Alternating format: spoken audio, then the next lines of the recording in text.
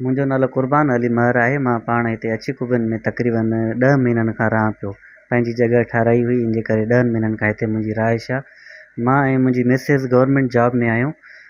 असांजी गुज़िरियल राति आचर जी राति असांजी ड्यूटी लॻल हुई सरकारी, त असां ड्यूटी ते वियासीं, पंहिंजो कमरा वग़ैरह बंदि करे, जॻह बंदि करे वियासीं।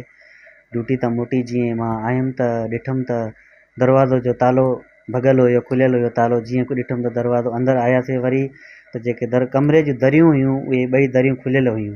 ज़ोर सां भॻियूं अथऊं या कीअं बि अंदरि आयासीं त वरी सेफ बि खुलियल हुई। सेफ में असांजो सामान पियो हुयो, गोल्ड हुयो, तक़रीबन 6 खां 7 तोला सोन हुयो ऐं लख खां वधीक कैश हुई।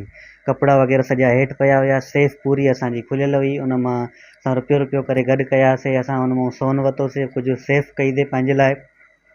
इन लाइ त पेटी वग़ैरह असांजो सॼो सामान खोले करे हुननि ॾिठो आहे सॼो सामान, ऐं तक़रीबन गोल्ड बि असांजो खणी विया आहिनि ऐं असांजा जेके पैसा रखियल हुया उहे बि खणी विया आहिनि। हाणे SSP साहिब खे अपील कयूं था असांखे त इन्वेस्टिगेशन कराए करे असांखे इहे शयूं वापसि करायूं वञनि, महिरबानी। सर ज़ाहिरी ॻाल्हि आहे त कंहिं पाड़े वारे जी इन्वेस्टिगेशन करे कई आहे न। असांखे वेंदे ॾिठो आहे त ॾिठो अथऊं त भाई घर में अवेलेबल न आहिनि, इन्हनि करे ॾिसी करे हिननि इहा वारदात कराई आहे। ॿियो त ॿाहिरों जो कोई थी नथो सघे न, पाड़े वारा ई ॾिसी करे इहो करे सघनि था न, ॿियो त कोई नथो करे सघे। निशान बि आहिनि पेरनि जा? जी जी बिल्कुलु, 1-2 निशान आहिनि। पुलिस वारा बि आया हुया, फोर्स आई हुई, उहा ॾिसी वई आहे, फुटेज वग़ैरह वठी विया आहिनि। उन्हनि चयो आहे असां कोशिशि कयूं था, इनशाला मसइले जो हल कोई न कोई निकिरंदो। घणा चोर तक़रीबन आया आहिनि?